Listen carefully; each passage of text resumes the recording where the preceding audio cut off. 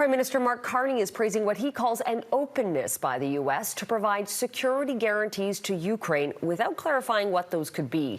In a statement, Carney said robust and credible security guarantees are essential to any just and lasting peace between Russia and Ukraine.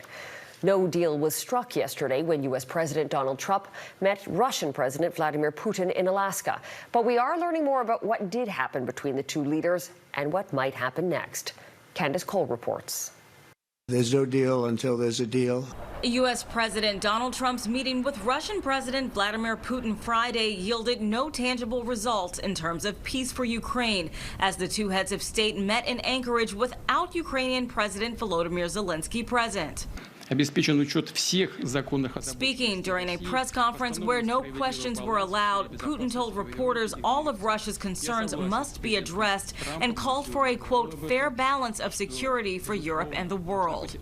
And Mr. Putin got what he wanted. He's back on stage. He could meet with the leader of the Western world.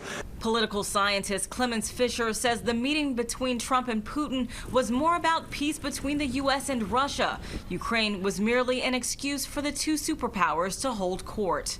For Ukraine, it was a very sad moment because at the end of the day, Ukraine wasn't even on the table as a chance to see that they might possibly get a truce or a ceasefire. Nothing was on the table.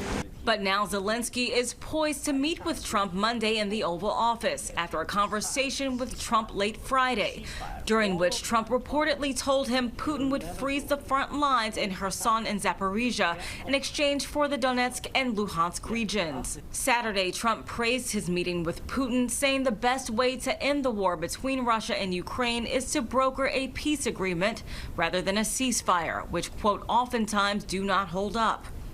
It's a reversal from Trump's past efforts. Putin has long said Moscow is not interested in a temporary truce.